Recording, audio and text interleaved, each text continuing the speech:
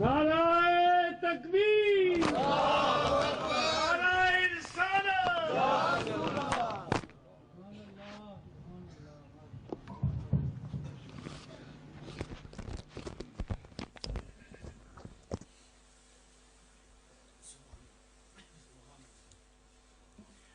نحمده ونصلي ونسلم على رسوله الكريم اما بعد اعوذ بالله من الشیطان الرجیم بسم اللہ الرحمن الرحیم کنتم خیر امة اخرجت للناس تأمرون بالمعروف وتنہون عن المنکر صدق اللہ مولانا العظیم ان اللہ وملائکتہ یصلون علی النبی یا ایھا الذین آمنوا صلوا علیہ وسلموا تسلیما الصلاۃ والسلام علیک یا رسول اللہ وعلی آلک واصحابک یا حبیب اللہ مواظب ان الصلاۃ والسلام علیک یا رسول اللہ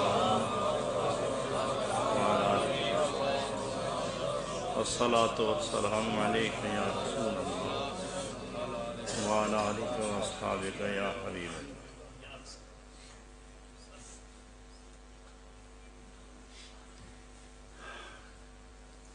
جلیل القدر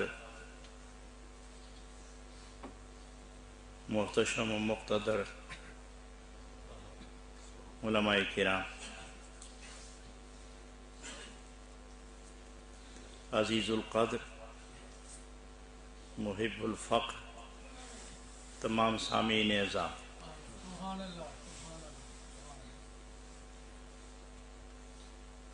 آپ سب نے جتنے بھی یہاں تشریف فرما ہیں یہاں تشریف فرما ہو کر میں سمجھتا ہوں کہ مجھے بہت عزت دی ہے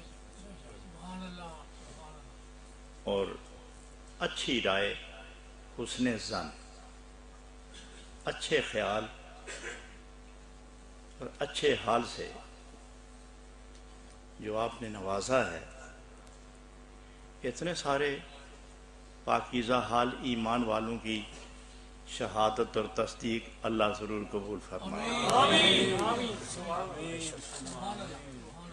ایک خطا کار، معصیت کار بندہ جب جمعیت ایمان، اہل ایمان کی ایک جمعیت اس کی طرفدار ہو جائے کہ یہ نیک ہے، تو خدا گناہ گار کو نہیں دیکھتا، نیکوکاروں کی جماعت کو دیکھ کر اس کی مغفرت فرماتا ہے، اس لیے کہ اتنے تعداد میں جمع شدہ اہل ایمان و اخلاص کی بات نہ ماننا یہ دشوار ہے، اس سے آسان یہ ہے کہ گناہگار بخش دیا جائے۔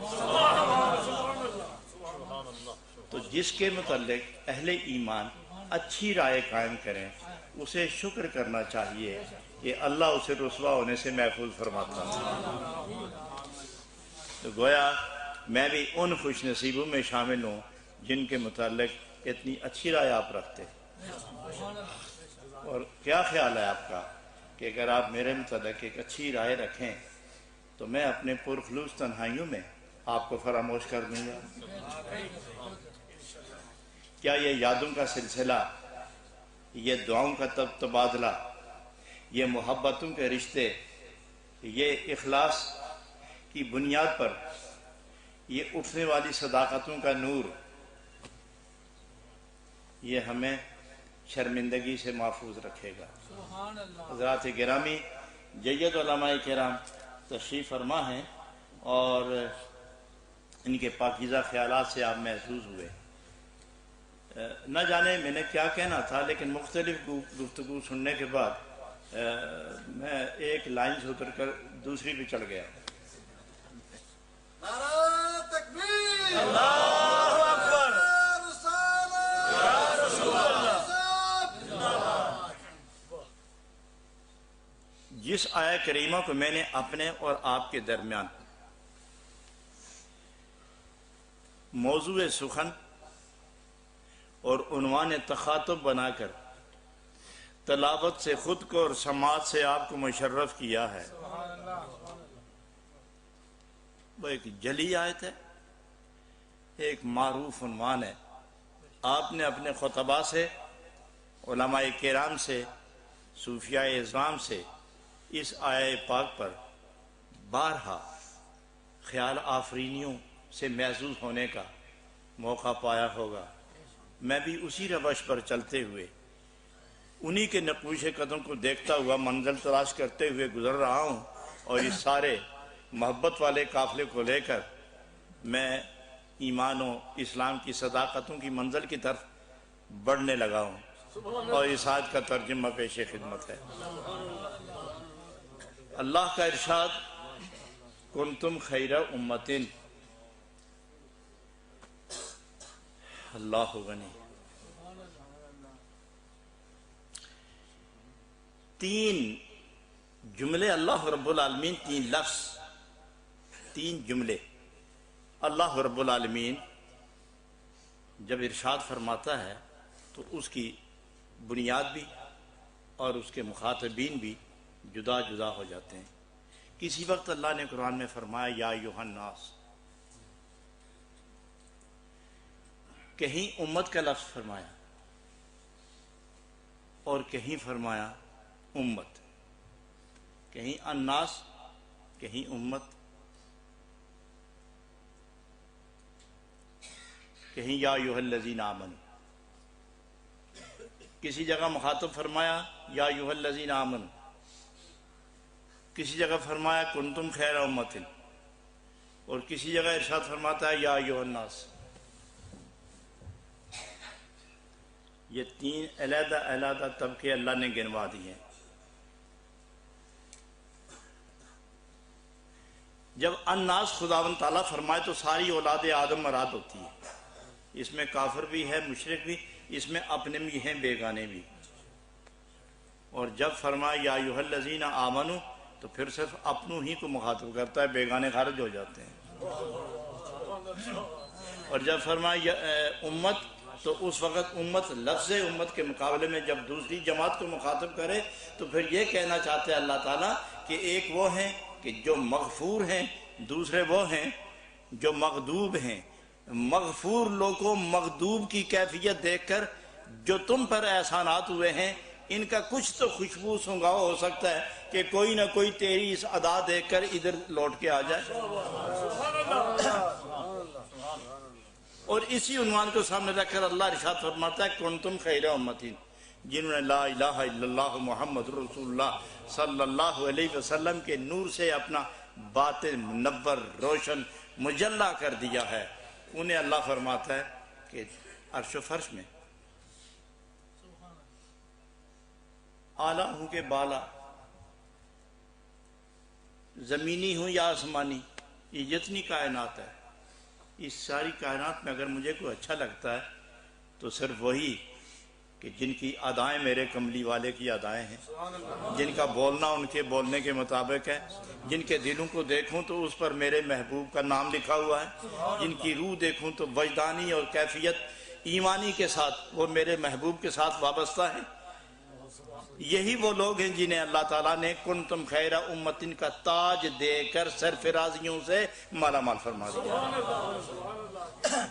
کنتم خیر امت، تفصیل میں نہیں جاؤں گا، میں بہت مختصر آپ کا وقت لے کر اس میں خلاصہ پیش کروں گا، بجائے اس کے کہ میں یہ کہہ دوں کہ لڈو کس طرح بنتا ہے، حلوہ کس طرح بنتا ہے، تو میں وہ چیزیں ساری جمع کر کے بتاؤں کہ اتنی چیزیں ہوتی ہیں پھر اس طرح بنتا ہے۔ اس سے بہتر ہے کہ تیار حلوہ یہ آپ کے منہ میں رکھ دو، اور اس کے لیے تو وقت نہیں چاہیے۔ جب میں ترکیب بتاؤں گا اور اشیاء بتاؤں گا اور مرکب کی توصیف پر آؤں گا تو وقت لگے گا۔ بنا بنایا ایک لڈو آپ کے منہ میں رکھنا چاہتا ہوں، اور دیکھو اگر لڈو ٹیڑھا بھی ہو تو اسے نظر نہ پھیرنا، آخر لڈو لڈو ہی ہے، یہ پکڑنے والے کی غلطی ہوگی۔ اس لیے کوئی خطا معلوم ہو تو اصل شے پہ نظر رکھنا، میری طرف توجہ نہ کرنا۔ کنتم خیر امت اخرجت للناس، تم بہترین امت ہو. اور فرمایا آپ امت ہیں اور نکلے الناس کی طرف. امت الناس کی طرف نکلے. الناس کون ہیں؟ یہود، نصارہ، سکھ، ہنود، منکر، اباطیل، اہل بطلان، اہل تکذیب، کذب و دروغ سے جو لوگ تاریکیوں میں ڈوب گئے ہیں وہ الناس ہیں.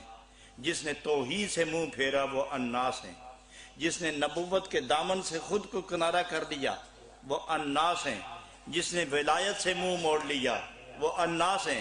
جس نے قرآن کی صداقتوں سے فائدہ نہیں اٹھایا وہ الناس ہیں. جس نے اسلام کی روشنی میں خود کو داخل نہیں کیا یا اسلام کی روشنی کو اندر نہیں آنے دیا وہ الناس ہیں. ان کا تو کچھ ہی نہیں ستیہ ناس ہو گیا. تو لہذا وہ لوگ جن کے پاس دولت ہے تم بھی ان مسافروں غریبوں کو کچھ تو چکھاؤ.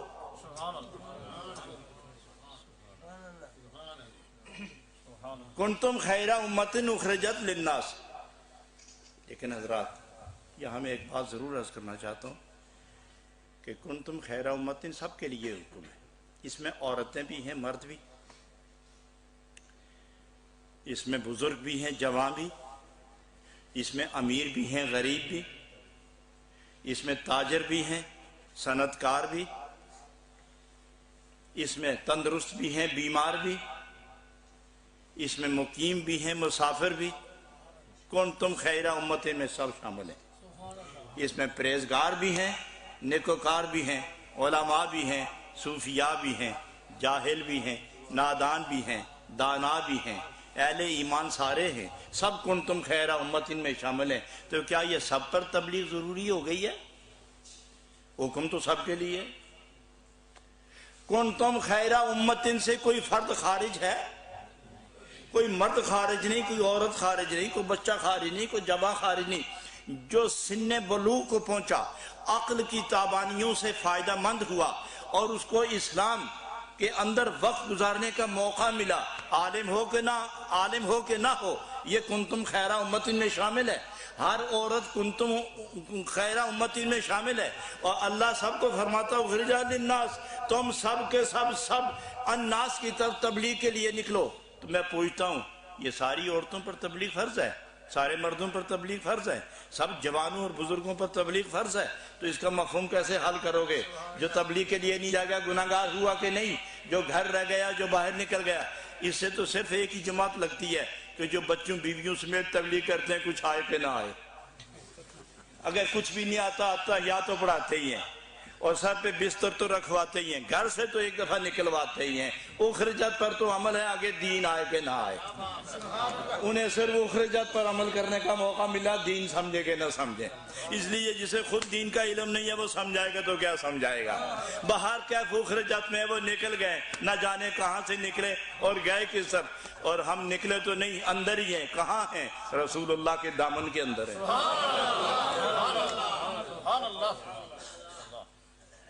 لیکن تبلیغ کا ارشاد یہ تو اپنی جگہ قائم ہے، تو اس کا عمل کس طرح؟ سب فارغ کیسے ہوں گے؟ یہ تبلیغ فرض ہے کیا؟ واجب ہے، سنت ہے، فرض کفایہ ہے؟ اس کی حیثیت و درجہ کیا ہے؟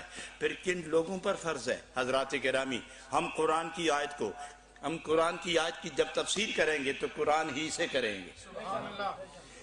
قرآن کی تفسیر بالقرآن، یہ سب سے عظیم اور سب سے بڑی تفسیر قرآن کے ساتھ. اور اللہ فرماتا ہے کنتم خیر امت اخرجت للناس. آگے جا کے فرمایا نہیں ولتکم منکم امت،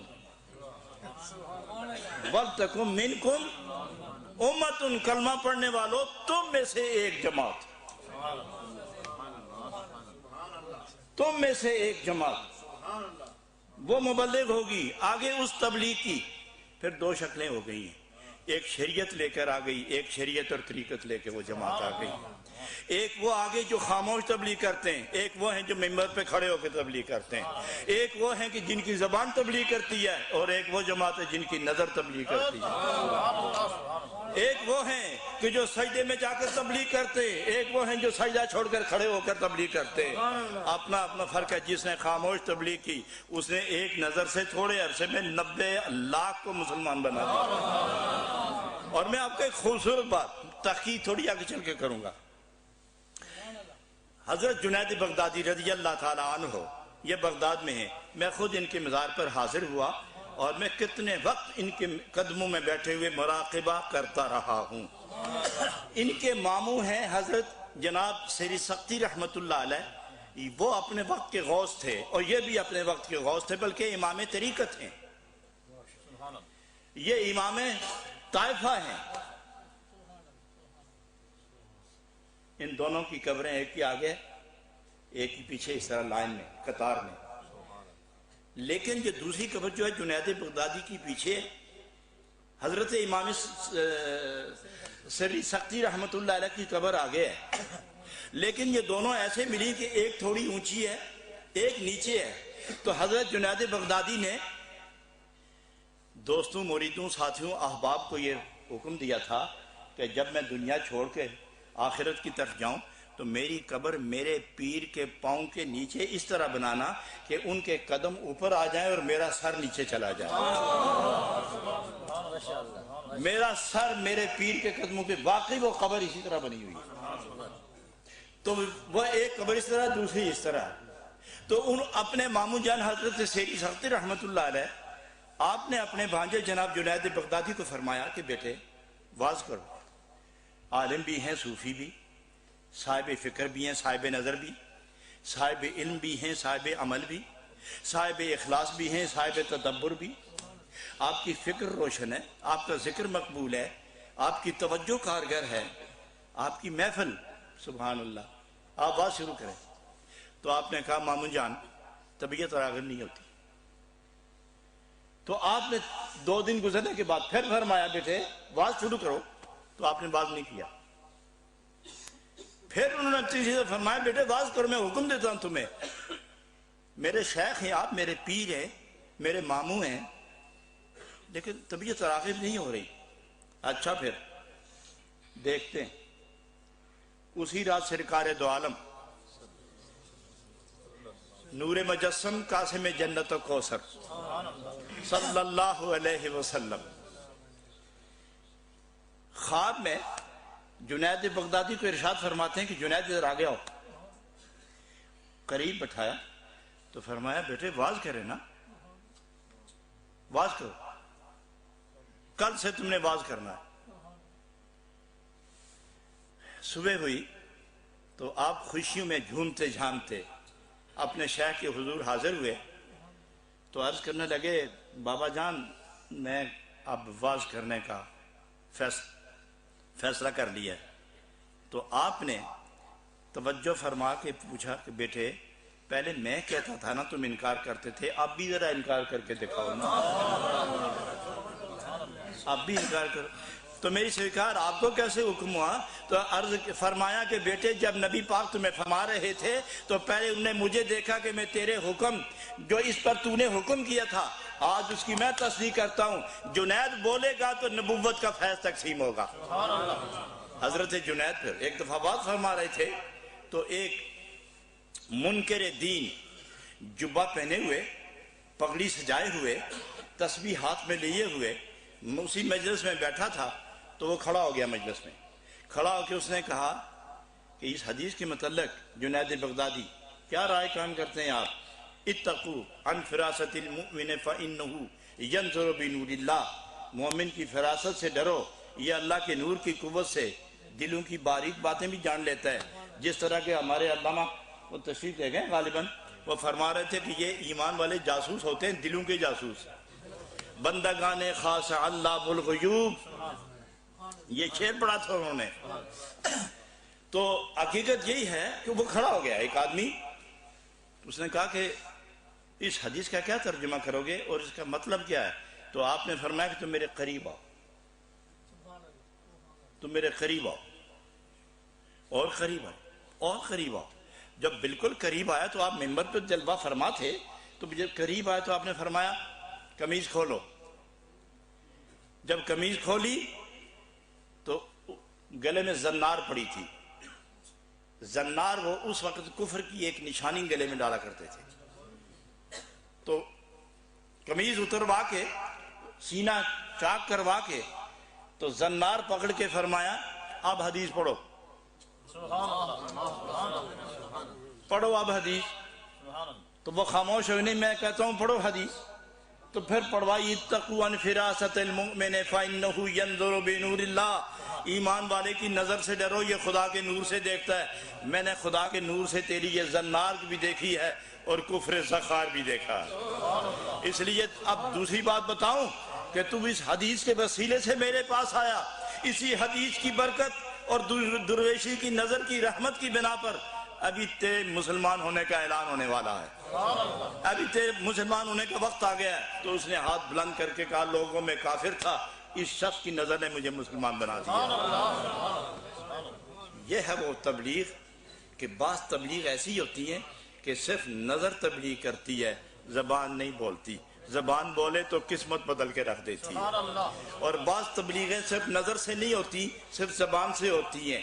عام درجہ، عام ایمان والوں کے درجے سے جو بلند درجے کے لوگ ہیں، علماء کرام، یہ زبان سے تبلیغ کرتے ہیں، صوفیہ نظر سے تبلیغ کرتے ہیں، علماء فتویٰ دیتے ہیں، علماء ضابطہ بتاتے ہیں، اور صوفیہ رابطہ بتاتے ہیں۔ ضابطے کا مقام اور ہے، رابطے کا مقام اور ہے۔ فتوے کے اندر ضروری نہیں کہ رابطہ قائم ہو جائے، مگر رابطے میں تقوی بھی ہے اور دوستی بھی ہے۔ اس لیے جو رابطہ بتاتے ہیں وہ دوستی کا سبق پڑھاتے ہیں۔ اس لیے فرمایا کنتم خیر امۃ اخرجت للناس، لیکن سب پر تبلیغ فرض نہیں۔ فرمایا ولتکن منکم امۃ یدعون، ایک گروہ تم میں سے چاہیے جو میری توحید کا نور تقسیم کرے، میرے محبوب کی نبوت کا فیضان سینے میں اتارتا چلا جائے۔ معلوم ہوا یہ کون لوگ ہیں؟ یہ وہ لوگ ہیں جن کے پاس علم بھی ہے اور عمل بھی۔ اور یہ یاد رکھو کہ علم دو قسم کا ہے، بلکہ تین قسم کا۔ علم کی تین جہتیں، ایک وہ علم ہے جو صرف دنیا کے لیے، ایک وہ علم ہے جو صرف دین کے لیے، ایک وہ علم ہے جو اپنے اور خدا کے درمیان رابطے کے لیے ہے۔ یہ تین علم ہیں، اور یہ تینوں اگر اکٹھے ہو جائیں، یہ تینوں اکٹھے ہو جائیں، جس میں دنیا بھی ہے اور دین بھی، جس میں خالق مالک دین و دنیا کا رابطہ بھی، تو وہ جب تبلیغ کرے گا تو پتھر بھی گلزار ہوتے چلے جاتے ہیں۔ حضرات گرامی، علم عقل کے بغیر ناتمام ہے، اور علم ہو اور عقل ہو تو فطور ہی فطور ہے، قصور ہی قصور ہے، شرور ہی شرور ہے، فتنہ ہی فتنہ، دجل و فریب و مکر و عیاری، غرور تکبر رعونت، فساد کساد اناد ہے۔ صرف عقل ہو تو یہ ساری چیزیں، اور علم و عقل دونوں اکٹھے ہو جائیں تو عقل جس فتنے کا منصوبہ بناتا ہے، علم اس کی آبیاری کرتا ہے۔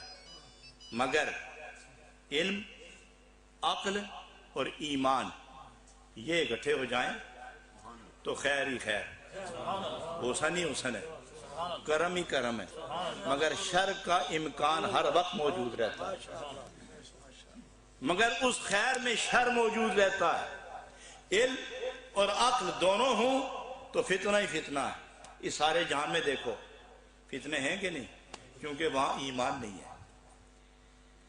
کہاں کہاں فتنہ نہیں ہے، ساری دنیا فتنے کے چکر کے اندر ہے، بھنور ہے فتنے کا، اس میں دنیا ڈوبتی چلی جا رہی ہے۔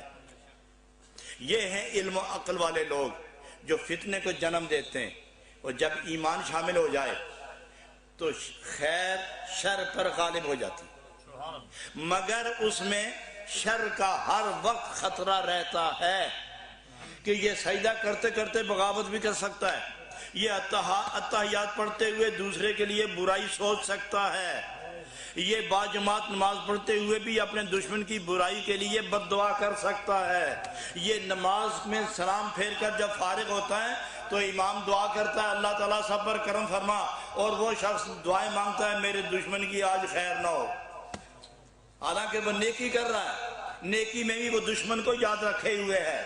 یہ ہے ایمان، عقل اور علم، مگر اس میں شر موجود ہے، اور ایک اور قوت موجود ہے، عقل ہو اور علم ہو اور ایمان اس کے ساتھ اخلاص ہو تو شر کا وجود ختم ہو جاتا ہے، شر کا وجود ختم ہو جاتا ہے۔ اور دیکھیے حضرت امام اعظم رضی اللہ تعالیٰ عنہ ساری رات گرمی میں مکان پہ کھڑے ہو کے تو وہ ہر روز رات میں تہجد کی نماز میں ایک قرآن پاک کا ختم فرمایا کرتے تھے، اور امام اعظم رضی اللہ عنہ نے اپنی ساری زندگی حیات طیبہ میں 70,000 مرتبہ قرآن ختم فرمایا۔ یوں ہی تو نہیں درجے ملتے، کھڑے آپ پڑھ رہے تھے تو ایک بچی نے اپنے باپ سے کہا کہ ابو یہ چھت پہ ایک ستون کھڑا ہوتا ہے کہ بیٹے یہ ستون نہیں ہے، یہ مسلمانوں کا امام ہے جو اللہ کے حضور کھڑا ہے۔ تو اس کو کسی وجہ سے کوئی غصہ آیا تو اس نے گالیاں دی، دوسرے دن پھر گالیاں دی، تیسرے دن پھر سب کو شتم پورا بھلا کہا۔ حضرت امام اعظم رضی اللہ عنہ نے ایک ٹوکرا لیا، اس میں انگور رکھے، سیب رکھے، انار رکھے، کیلا رکھا، جو لے جاؤ، اس یہودی کو دیا۔ وہ کھانے لگے، دوسرے تیسرے دن اس نے پھر گالیاں دی، آپ نے ایک ٹوکرا اور بھیجا، پھر 2 دن چپ رہا، جب وہ ٹوکرا ختم ہوا پھر اپنے مکان پہ چڑھ کے اس نے پھر گالیاں دی، آپ نے ایک ٹوکرا اور بھیجا۔ بچوں نے کہا کہ یہ عجیب بات ہے کہ آپ گالیاں دیتے ہیں اور مفت کا ہمیں یہ پھل مل رہا ہے، بڑی مزے کی تجارت ہے۔ اس نے کہا دیکھو مجھے اٹکل آ گئی ہے فروٹ کمانے کی۔ تو ایک دفعہ اس نے کہا کہ شرم کی بات ہے، اب گالیاں نہیں نکالنی چاہیے، شرم کی بات ہے، وہ تو بیگانے لوگ ہیں نا، تو اپنوں کو خدا فرماتا ہے وَلَا تَقُولُوا فَاحِشَةً، بیگانہ بکواس کرے تو کرتا رہے، جو میرے بندے نا وہ زبان غلط استعمال نہ کرے۔ تو وہ شخص مکان پہ چڑھ کے نا 2 4 6 دن دیکھتا رہا کوئی ٹوکرا نہیں آیا، تو اس نے آواز دی اے امام اعظم ٹوکرا بیچتے ہو کہ نہیں، ورنہ میں پچھلا سبق پھر دہرانے لگا ہوں، پھر میں پڑھوں وظیفہ پرانا۔ تو حضرت امام اعظم رضی اللہ عنہ نے پیغام بھیجا، ارے ظالم یہ پھل گالیوں کے بدلے میں نہیں ہے، تم نے گالیاں دی، میں نے صبر کیا، محسوس نہیں کیا، اس کے بدلے میں جو رحمت نازل ہوئی، اس سے جو مجھے لذت ملی ہے، جو قربت ملی ہے، جو کیفیت ملی، میں اس خوشی میں تمہیں ٹوکرا بھیج رہا تھا۔ تو نے گالیاں بند کر دی، مجھے صبر کا موقع نہیں ملا، وہ لذتیں اترنی بند ہو گئی، اس لیے تم شروع کرو، ہم بھی اپنا کام شروع کر دیں گے۔ وہ شخص اٹھا، وضو کیا، امام اعظم کے حضور حاضر ہوا، عرض کیا حضور ہے کہ یہ آپ کے مسلک و مذہب کا نتیجہ ہے، تو مجھے بھی اپنے قدموں میں جگہ دیجیے۔ تو اسی وقت وہ کلمہ طیبہ پڑھ کر مسلمان ہو گیا، اور سنا ہے کہ وہ وقت کا بہت بڑا جید عالم گزرا۔ حضرات گرامی، یہ ہے وہ اخلاص کی قوت، جن کے پاس علم، عقل، ایمان اور اخلاص موجود ہے، وہ تبلیغ کریں، ہر صورت تبلیغ کریں۔ اور جو لوگ اس پائے کے نہیں ہیں، علماء نہیں ہیں، ان کے پاس جتنی نیکیاں پہنچتی ہیں اتنی نیکیاں آگے تقسیم کرتے چلے جائیے، مگر بستر باندھ کے بچوں کو چھوڑ کے، ماں باپ کی خدمت چھوڑ کر گلی گلی در بدر پھرنا، دھکے کھانا، یہ مناسب نہیں۔ جہاں تک ممکن ہو وہاں تک پیغام حق پہنچاتے چلے جائیے، یہی ضروری۔ اس لیے فرمایا کہ تم میں سے ایک جماعت ایسی ہو جو ہر وقت میری تبلیغ کرے، میری توحید کا پیغام پہنچائے۔ حضرات یہ بڑی عظمت کی باتیں اس ملک میں جو آپ تشریف لائیں، میں سمجھتا ہوں کہ ابتدا تو اللہ نے یہ نہیں فرمایا کہ انگلینڈ جاؤ، وہاں مسجدیں بناؤ، میرا دین پھیلاؤ، ہر گھر جا کے قرآن کھول کے آیتیں سناؤ. صرف یہی حکم ہے. ظاہراً یہ کہ جہاں رزق ملتا ہے کماؤ. تو آپ رزق کے لیے آئے، اور جتنے حضرات آپ آئے ہیں با استثناء چند رزق کے لیے ہی آئے ہیں نہ آپ مانے یا نہ مانے، بات تو یہی ہے نا، آئے تو رزق کے لیے ہی. بلکہ جو پیچھے رہ گئے ان کو بھی آپ نہیں رہنے دیتے، وہ ہیں وہ بھی آپ کو دم نہیں لینے دیتے. ہاں میں بھی بولا آپ جان بھی چھڑائیں تو کس طرح چھڑاؤ آخر رشتہ. اور پھر یہاں آ کر آپ پاکستانی ہیں، واپس جانے کا ارادہ بھی نہیں ہے، اور واقعی نہیں ہے نا. نہیں جانے کی ضرورت ہی کیا، یہ اپنا وطن نہیں کیا. وہ جو جاتا ہے وہ بندھا ہوا جاتا ہے، مرضی سے جاتا ہی نہیں. میں اس میں ایک حکمت عرض کرنے لگا ہوں، وہ یہ ہے کہ اگر ڈنمارک سے اطلاع آ جائے کہ 1 گھنٹے کے 500 پاؤنڈ مزدوری ہوگی، رہائش بھی ہوگی، کار بھی دیں گے، اور 10 سال کے لیے گارنٹی ہے کہ آئیں، آپ میں سے کتنے نہیں جائیں گے؟ بولو یار. اور وہاں 6 مہینے گزارنے کے بعد کینیڈا سے اطلاع آ جائے کہ یہ 1100 پاؤنڈ دیتے ہیں گھنٹے کا اور 20 سال کی گارنٹی بھی ہے، تو کیا خیال ہے جناب حضور والا کا؟ کہاں جائیں گے آپ؟ تو گویا جدھر سے تار ہلے گی دوڑتے ہی رہو گے ساری عمر. اصل میں اللہ رب العالمین نے بہانہ بنایا رزق کا کہ اگر میں نے دین کی بنیاد پر ان کو کہا کہ نکلو، کوئی نہیں جائے گا. روٹی کا بہانہ بناؤ، مال کا بہانہ بناؤ، پیسے کا بہانہ بناؤ، سونے چاندی کا بہانہ بناؤ، دوڑتے ہوئے جائیں گے. ہیں تو یہ مسلمان، جہاں جائیں گے وہیں میرے اور میرے محبوب کا جھنڈا لگا دیں گے.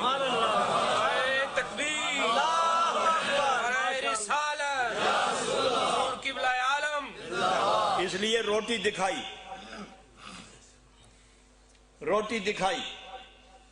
چاندی کی چمک دکھائی، سونے کی لہریں دکھائیں، ہیرے کی چمک دکھائی. لوگ دوڑتے ہوئے آئے، سوچا کہ جو ہیرا اندر ہے اس کی چمک تو اس پر غالب ہے، جو دولت اندر ہے وہ اس پر غالب ہے. تو یہ کیسے مان لیا جائے کہ چاند ہو اور چاندنی نہ ہو؟ یہ کیوں کر تسلیم کیا جائے کہ سورج ہو اور دھوپ نہ ہو، دریا ہو اور روانی نہ ہو، دریا ہو اور لہریں نہ ہوں، ہوا ہو اور جھونکے نہ ہوں، بہار ہو اور پھول نہ ہو، مومن ہو اور ذکر خدا نہ ہو؟ یہ کیسے ممکن ہے کہ آگ ہو اور گرم نہ ہو، یہ امتی رسول اللہ کے یہاں ہوں اور عظمت رسول کے ڈنکے نہ بجے؟ اس لیے فرمایا کہ دین کا نام لے کر مت بھیجو، روٹی دکھا کے بھیجو، اندر کا کام تو ہم سنبھال ہی لیں گے. تم روٹی جا کے کھاؤ پکاؤ، جب کھا کے تیار ہو جاؤ تو پھر اندر کا نور ساری کائنات پر بچھا دو. اس لیے آپ جہاں گئے مسجدیں بنائیں اور سنت رسول اعظم نور مجسم صلی اللہ علیہ وسلم پر آپ نے اکتفا کیا ہے. حضور مدینہ منورہ تشریف لے گئے، آپ نے تبلیغ فرمائی نا، مجھے ایک بات بڑی خوبصورت نظر آئی ہے. یہ تبلیغ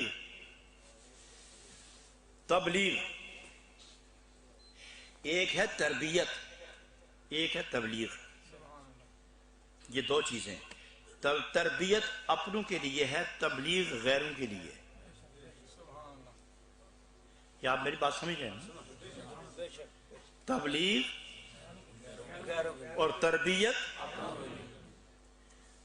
نبی پاک علیہ السلام نے جب تبلیغ فرمائی غیروں کو، وہ اپنے بنے تو پھر تبلیغ نہیں فرمائی، پھر تربیت فرمائی. پھر تربیت فرما کر ارشاد فرمایا اپنی نظر سے نوازا تو فرمایا آسمان ہدایت کے ستارے ہو گئے. جب بھی چمکو گے قوم کو منزل مل جائے گی، جب بھی چمکو گے قوم کو منزل ملتی چلی جائے گی.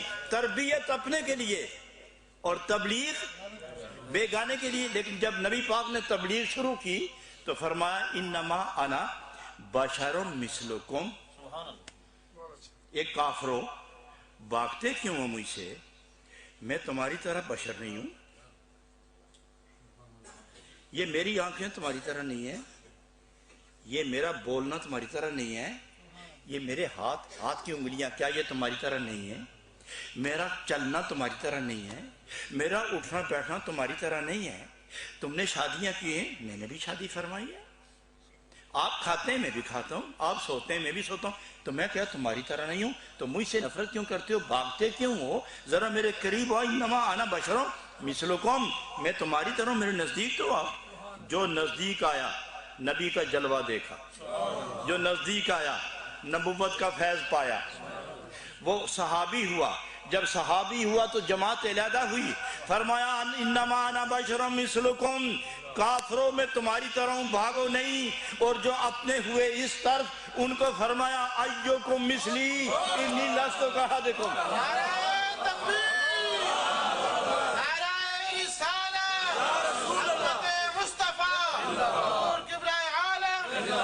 ماشاءاللہ سبحان اللہ و بحمدہ، اپنی جماعت کر کر فرمایا سنو ایوکم مثلی انی لست کاحدکم، کون ہے تم میں سے مجھ جیسا؟ میں تمہاری طرح نہیں ہوں، تم میری طرح نہیں ہو۔ اور کافروں کو فرمایا کیوں بھاگتے ہو، میں تمہاری طرح ہوں، ذرا نزدیک آؤ تو صحیح نا، آؤ تو صحیح۔ جو آتا گیا اصحاب خیر بنتا گیا، جو آتا گیا اصحاب یمین بنتا گیا، جو آتا گیا جنتی بنتا گیا، جو آتا گیا رہنما بنتا گیا، جو آتا گیا ولی اللہ بنتا گیا، جو آتا گیا غلام رسول بنتا گیا، جو آتا گیا صاحب قرآن بنتا گیا، جو آتا گیا صاحب ہدایت بنتا گیا، اور جو رہ گئے وہ جہنم کا ایندھن بن گئے۔ فرمایا یہ لفظ کیوں استعمال کیا انما انا بشر؟ فرمایا آپ نہیں جانتے اس کو جناب رومی نے حل کیا ہے۔ جناب رومی فرماتے ہیں کہ جب کو پکا تجربہ کار شکاری وہ شکار کرتا ہے نا اور وہ پرندے قابو نہیں ہوتے تو بڑا قد آدم شیشہ لگاتے ہیں، قد آدم شیشہ لگاتے ہیں۔ ہمارے حضرت علامہ زمان صاحب قبلہ یہ مثنوی کے بڑے ماہر ہیں، اور ہمارے حضرت مولانا کیا نام تھا الوری صاحب، وہ تو کھاتے پیتے ہی مثنوی ہے، ان کی تو غذائی مثنوی ہے، وہ تو روٹی کھاتے کھاتے بھی 20 شیر کھا لیتے ہیں۔ پڑھیے درود شریف اللہم صلی علی سیدنا محمد۔ تو یاد ہے کچھ میں کیا کہہ رہا تھا جی؟ الحمدللہ آپ باقی یہیں بیٹھے ہوئے سارے، اکثر جگہ لوگ حاضر ہوتے ہیں دیکھتے رہتے ہیں اندر سے موجود نہیں ہوتے، ان سے باتیں پوچھو نا کچھ یاد نہیں ہوتا۔ تو میں ایک لطیفہ بار بار سنایا کرتا ہوں، میں آپ کو تفنن طبع کے طور پر سنا دوں۔ میں حسن عبدال کے قریب ایک بہت بڑی بستی ہے برہان، ویسے لفظ بھی بڑا مبارک ہے، یہ نام بھی عمدہ ہے۔ میں وہاں تقریر کر رہا تھا، کیا مال ہی کر دیا آپ نے، ماشاءاللہ بہت خوب۔ وہاں ایک ولی اللہ کے مزار بھی ہے نا، میں وہاں کئی بار گیا، آپ کی جو بڑی مسجد ہے میں اسے تقریر کر رہا تھا، تو میرے ساتھ ایک بزرگ تشریف فرما تھے، سفید خوبصورت داڑھی پگڑی بندھے ہوئے، بڑے خوبصورت لگ رہے تھے، تھکے ہوئے تھے لیکن پیارے آدمی تھے۔ دیوار کے ساتھ انہوں نے پشت لگائی، ٹیک لگائی، سہارا لیا، تو میں بولتا رہا وہ سوتے رہے، میں چپ نہ ہوا وہ بیدار نہ ہوئے۔ آخر جب تقریر ختم ہوئی تو اٹھ کے نا میرا ہاتھ پکڑے کہنے مجھے صاحب تو تے کمال ہی کر سکی ہے۔ میں کمال تو ہوئی ہے، وہ ساری کمال جو کیڑی گل چنگی لگی ہے تو کہنے لگے وہ ایک تو ایک نیاریاں تینوں کیڑی دساں کیڑی اچھی کیڑی سب بات کمال بات جمال باتیں تھی، اور ایک سے ایک عمدہ بات تھی۔ میں نے کہا ایک بتا دوں صرف ایک، تو میرا ہاتھ پکڑ کے جھٹکے کہتے ہیں ستا رہا لوگ خوش دیستے نہیں، اس سے پتہ لگتا ہے کہ گلا بل ہوئی ہوں، لیکن یہاں تو آپ ظاہراً بھی جاگ رہے ہیں اندر سے بھی جاگ رہے ہیں، کیا بات ہے۔ اس لیے کہ یہ محفل ہماری ہوتی تو سو گئے ہوتے، یہ اس کی محفل ہے جو سو جائے تو پھر بھی جاگتا رہتا۔ تو وہ خوبصورت شیشہ قد آدم جناب رومی فرماتے ہیں کہ شکار شکاری کرے تو قد آدم بڑا شیشہ کھڑا کرتے ہیں، اس کے آگے جال لگاتے ہیں، شیشے کے پیچھے بیٹھ کر اس پرندے جیسی بولی بولتا ہے وہ آدمی، پرندے جیسی بولی بولتا ہے۔ وہ پرندے اپنی آواز سن کر نا جب دوڑتے ہیں تو شیشے کے سامنے آتے ہیں تو انہیں اپنا آپ نظر آتا ہے، تو وہ یہ سمجھتے ہیں کہ ہماری جنس یہاں موجود ہے، وہ دوڑ کے آتے ہیں اور جال میں پھنستے چلے جاتے ہیں۔ جب وہ دیکھتا ہے کہ جال بھر گیا، اٹھتا ہے، جال کھینچ کے پکڑ کے لے جاتا ہے۔ تو اس طرح نبی پاک علیہ السلام نے بشریت کا شیشہ سامنے رکھ کے نبوت کا جال آگے رکھا، بشریت کا شیشہ رکھا، محبت کا جال رکھا ہے، بشریت کا شیشہ رکھا، صداقت کا جال رکھا ہے، بشریت کا شیشہ رکھا، توحید کا جال رکھا ہے، بشریت کا شیشہ رکھا، اپنے پیار کا شیشہ رکھا، اپنے پیار کا جال رکھا ہے۔ جو آتا گیا پھنستا گیا، کافر آیا تو صحابی بنتا گیا، مشرک آیا، یہودی آیا تو توحیدی بنتا گیا، مشرک آیا تو خدا والا بنتا چلا گیا۔ تو اس کے بعد فرمایا کنتم خیر امت، ان کو فرمایا کنتم خیر امت اخرجت للناس، یہ جو شکار کا طریقہ میں نے بتایا ہے، تم خیر امت ہو، نکلو لوگوں کے دلوں کا شکار کرتے چلے۔ صحابہ نے شکار کیا۔ یہ ہے وہ پاکیزہ عنوان ایمان والوں کا، اور آپ تو میں شکار تو نہیں کر سکتے، آپ تو میں شکار تو نہیں کر سکتے، اس لیے باہر نکلیں تو خود ہی شکار ہو جاتا، باہر نکلیں نا خود ہی شکار ہو جاتے ہیں۔ میرے پاس بزرگ اور کافی عمر کی معمر مائیں بزرگ عورتیں آتی ہیں، دعا فرمائیں حضرت بیٹا باہر گیا تھا تو ابھی تک نہیں آیا۔ وہ کتنے دن ہو گئے جی؟ 3 مہینے ہو گئے، بچے گھر رو رہے ہیں، وہ آیا ہی نہیں۔ گیا تھا مسلمان ہو کر اور شکار کرنے گیا، خود شکار ہو گیا، اب وہ جال سے نکلے تو آئے نا۔ اب وہ فریاد کرتے ہیں، وہ ہر جگہ آدمی ہر جگہ تلاش کرتے ہیں، ادھر ادھر ادھر ادھر، کوئی علاج کرے اور کوئی طرح 20 میل دور سے پھونکے مار رہا ہے، کوئی ایک وطن سے دوسرے پھونک جا رہی ہے، اور بیچارے کا وہ بیچارہ خود لنگڑا اور دوسرے کو کہتا ہے تیری ٹانگیں ٹھیک ہونے والی۔ اچھا اب دیکھو یہ طریقہ ہدایت کا کیسا عجیب نکلا ہے، طریقہ یہ بھی نکلا ہے۔ میں اس پھونک کا قائل ہوں، مائل بھی ہوں، قائل بھی ہوں، مائل بھی ہوں۔ یہاں سے عرب میں اور عرب سے امریکہ تک اور امریکہ سے یونان تک پھونک مارنا درست ہے، مگر وہ پھونک مارے کہ جو جس کو پھونک مارنا چاہتا ہے اس کو دیکھ بھی رہا ہو، اور جب پھونک لگے تو وہ بولے بھی کہ تیری پھونک آ گئی۔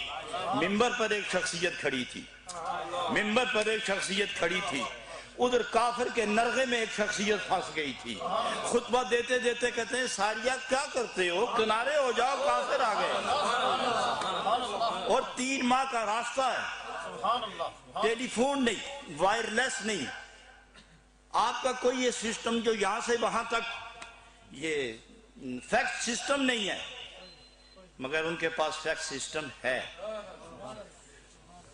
مگر وہ نظر نہیں آتا۔ دیکھیے جی، آپ یہاں سے اپنے گھر فیکس کرنا چاہیں، مسجد میں بیٹھیں، 1 میل کے فاصلے پر آپ کا گھر ہے، فیکس کرنا چاہیں، نمبر نہیں ملتے تو کیا کرو گے؟ فیکس پاس کر لو گے، آواز بھیج سکو گے، انہیں پیغام دے سکو گے؟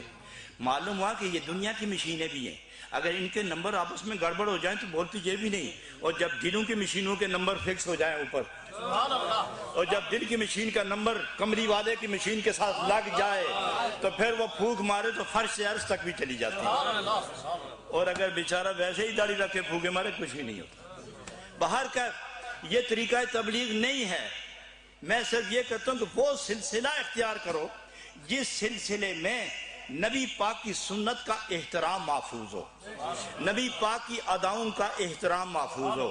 جتنے پیران اعظام آتے ہیں وہ سب الحمدللہ سب کے درجات خدا بلند فرمائے۔ آخر تو کہتے تو یہی ہے نا، وہ تو یہی نہیں کہتے کہ مجھے سجدہ کرو، وہ کیا کہتے ہیں؟ ارے کسی گلی پہ پیر ملیا نہیں، سن کے نہیں، بے پیرے بیٹھے ہو، کیا کہا تھا انہوں نے؟ سجدہ کرو، کرو سجدہ، کس کو؟ میں کہتا ہوں کہ گمسم جاہل لوگوں سے وہ لوگ کہ جو جس لباس میں بھی آئیں ٹوٹا ہوا رشتہ پھر سے بحال کر دیں، تو میں کہتا ہوں یہ بھی غنیمت ہے، رحمت ہے۔ اللہ ان پیران اعظام کے درجات بلند فرمائے اور بخشش بھی ہو جائے گی کہ یہ لوگوں کو رائے حق کی تلقین کرتے ہیں، رائے حق کی تلقین کرتے ہیں۔ اللہ رب العالمین دل کی بیداری نصیب فرمائے۔ نہ جانے کہ خوبصورت بات میرے ذہن میں آئی تھی لیکن وہ باہر کا نظر ہو گئی، نہ جانے آپ میں سے کس کی دعا لگی کہ میں بھول گیا ہوں۔ باہر کا پھر کبھی موقع ملا، اور یقین جانے کچھ لوگ تو پہلے سے واقف ہیں، ان کی محبوب صورتیں مجھے دیکھ کر خوشی ہوئی، کچھ نئے چہرے ہیں، لیکن یہاں آ کے محسوس نہیں ہوا کہ میری اور آپ کی یہ پہلی ملاقات ہے۔ لگتا یوں ہے کہ کبھی ملے تھے پھر بچھڑ گئے تھے، آج پھر اکٹھے ہو گئے۔ اور میرا خیال ہے کہ یہ صرف محبت کا بول ہو، محبت کا بول بولوں تو یہ اپنی جگہ ہے، لیکن میں اسے حدیث کے حوالے سے ثابت کرنا چاہتا ہوں کہ نبی کریم علیہ السلام نے فرمایا کہ اللہ نے 3 قسم بنائے ارواح، روحوں کی 3 قسمیں، اور یہ ازل ہی میں جدا ہو گئی تھی۔ ایک وہ طبقہ کہ جس پر اندھیرا رہا، ایک وہ کہ جس پر اللہ نے تجلی فرمائی چمک لگی اور پھر اندھیرا، ایک وہ کہ جس پر چمک لگی تو لگتی چلی گئی۔ یہ 3 ٹکڑے ہو گئے۔ جو جن پر اندھیرا ہوا یہ سب کافر، جنہیں چمک لگی پھر اندھیرا یہ سب منافق، یہ سب گستاخ، یہ سب بصورت اور عمل باعتبار باطن اور ذیابن فی ثیابن، لب پہ کلمہ دل میں گستاخی۔ ذیاب بیڑیے کو کہتے ہیں، ذیابن فی ثیابن ثیاب کپڑے کو کہتے ہیں، ذیابن فی ثیابن لب پہ کلمہ دل میں گستاخی۔ یہ وہ لوگ ہیں جنہیں ازل میں نور کی چمک پڑی پھر اندھیرا ہو گیا، اور ایک اور جماعت ہے نور کی چمک پڑی اور نور ہی میں رہے، یہ سب اہل سنت والجماعت طبقہ ہے، یہ انبیاء اولیاء کا طبقہ ہے۔ اور وہاں روحوں نے ایک دوسرے کو دیکھا ہے، جس کو دیکھا ان کا آپس میں پیار ہو گیا ہے، اور وہ پیار جب تک یہ روحیں آپس میں نہ ملیں اور وہ پیار نہ پورا کریں یہ دنیا میں جاتے مرتے ہی نہیں، خدا مارتا ہی نہیں جب تک ان کو ملا نہ لے آپس میں۔ یہ حدیث پاک پڑھ کے دیکھو، میں حدیث کے حوالے سے بول رہا ہوں۔ تو بائی اعتبار میرا خیال ہے آپ نے شاید مجھے دیکھا ہو، میں نے یقیناً آپ کو دیکھا ہے وہاں، تسی چپ ہو گئے، اسے دیکھے ہی نہیں، تسی کوئی اور کسی کی تلاشی ہو جائے میرا خیال ہے۔ یہ حدیث سچی ہے، حدیث سچی ہے، اس واسطے ہم نے ایک دوسرے کو روحیں دیکھی ہیں، جسم نہیں دیکھا۔ اور روح جب متشکل ہوتی ہے تو جسم کی صورت میں ہوتی ہے، روح جب متشکل ہوتی ہے تو جسم کی صورت میں ہوتی ہے، کیونکہ روح کی پہچان نہیں ہے، جسم کی پہچان ہے۔ روح جب مجسم ہو اور متشکل ہو جائے تو انسان کی جو ظاہری صورت ہوتی ہے اس صورت کے مطابق روح اپنا رنگ رخ روپ بدل لیتی ہے۔ حضرات گرامی، اس لیے میں تصوف کی طرف نکلوں تو وقت بہت ہو جائے گا، وقت مغرب کا ہو گیا ہے، آپ کو بیٹھے ہوئے بہت دیر ہو گئی۔ اللہ رب العالمین آپ کو دارین کی عظمت نصیب فرمائے اور اپنے دلوں کے دیے روشن کرو نبی پاک علیہ السلام کی محبت سے۔ اور میں ایک جملہ کہہ کے تقریر ختم کرتا ہوں کہ 1000 نفل پڑھنے کے بجائے 2 ہی نفل پڑھو، لیکن نبی پاک کی اداؤں میں، محبت میں، عظمت میں ڈوب کر پڑھو۔ وہ 1000 قبول ہونے پر کوئی یقین نہیں، لیکن 2 نفل نبی پاک کی نسبت سے، نبی پاک کے ادب اور محبت سے جس نے پڑھ لیے محروم نہیں جائے گا۔ یہ علماء جانتے ہیں، ان سے پوچھ لینا۔ ایک شخص گیا ریاض جنت میں بیٹھا ہوا تھا تو اس نے 2 نفل پڑھے، 2 نفل پڑھے، رات کا وقت تھا، صحابہ نے کہا چلیے ہمارے ہاں، اس نے کہا نہیں، میں نے ادھر ہی رہنا ہے، میں آپ کا مہمان نہیں ہوں، میں نبی پاک کا مہمان ہوں، میں آپ کا مہمان نہیں، میں نبی پاک کا مہمان ہوں۔ تو کھانا کھا کے واپس آ جانا، میں جس کا مہمان ہوں انہی کے ہاتھ سے روٹی کھاؤں گا۔ تو پھر نبی پاک علیہ السلام کی قبر شریف کے پاس کھڑے ہو کے کہتا ہے یا رسول اللہ، میں آپ کا مہمان ہوں، کسی کے ہاتھ کی روٹی کھاؤں گا ہی نہیں، آپ اپنے ہاتھ سے دیں گے تو کھاؤں گا، آپ اپنے ہاتھ سے دیں گے تو کھاؤں گا۔ واپس یہ کہہ کے 2 نفل اور پڑھے، نفل پڑھ کے اس کو نیند آئی، وہیں لیٹ گیا۔ خواب میں نبی پاک علیہ السلام تشریف لاتے ہیں، خواب میں ارشاد فرماتے ہیں ایک روٹی ہاتھ میں اور دوسرے ہاتھ میں شہد، یہ آپ اس غلام کو اپنے سامنے بٹھا کر روٹی پر شہد لگا رہے ہیں، روٹی پر خود شہد لگا رہے ہیں، شہد لگا کے فرماتے ہیں ہم اپنے مہمانوں کو کبھی خالی چھوڑتے ہی نہیں، تم اپنے میزبان محمد الرسول اللہ کے ہاتھ سے روٹی کھاؤ۔ تو وہ خواب میں روٹی کھانا شروع ہو گئے، نصف روٹی کھائی تو بیدار ہو گیا، جب جاگ رہا تھا تو جلدی اس نے اپنے ہاتھ دیکھے تو وہ آدھی روٹی اس کے ہاتھ میں تھی۔ سیدی مرشدی سیدی مرشدی سبحان اللہ۔ اٹھا وہ شخص، نفل رہے وہی کہ کام ہو گیا، نبی بھی مل گئے، روٹی بھی مل گئی، باقی روٹی ٹھیک ٹھاک طے کر کے چادر پہ لپیٹ کر چادر پہ دوڑتا ہوا گھر گیا، سارے خاندان کو بلایا، سارے خاندان کو بلایا، بلا کے کہنے لگے پتہ ہے آپ کو حضرت جابر کے دسترخوان سے میرے نبی نے ایک دفعہ ہاتھ صاف فرمائے تھے، ہے نا کیا تھی؟ میرے نبی نے حضرت جابر کے گھر دسترخوان سے ہاتھ صاف کیے تھے، اور انہوں نے کبھی صابن لگا کے پانی میں دھو کے اسے صاف نہیں کیا، جب بھی اس کو وہ صاف کرتے تو وہ آگ میں ڈالتے تھے، آگ میل جلاتی تھی، وہ دسترخوان صاف تازہ ہو کے باہر آ جاتا تھا۔ فرمایا جس ہاتھ سے دسترخوان پاک کیا گیا، ہاتھ صاف ہوئے، وہ دسترخوان کو آگ نہ کھائے، اسی ہاتھ نے یہ روٹی دی ہے، تم بھی تھوڑا تھوڑا کھاؤ تاکہ جہنم کی آگ تم پر بھی اثر نہ کرے۔ تو سب کو تھوڑا تھوڑا ٹکڑا دے کر جہنم سے آزادی کی ضمانت عطا کر دی ہے۔ نفل تھوڑے پڑھو، محبت رسول میں ڈوب کے پڑھو، مگر کثرت کرو درود شریف کی، کثرت کرو درود شریف کی۔ اللہ تعالیٰ آپ کو حضوری کا مقام عطا فرمائے، دور رہ کر مقام حضور ملے، اور اولادوں کو درود شریف پڑھایا کرو، ذکر اللہ پڑھایا کرو، مساجد آباد رکھنے کی خدا توفیق عطا فرمائے۔ وآخر دعوانا ان الحمدللہ رب العالمین۔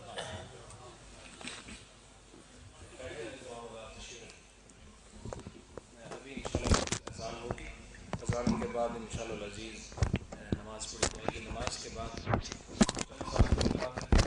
العالم کے ہاتھ پر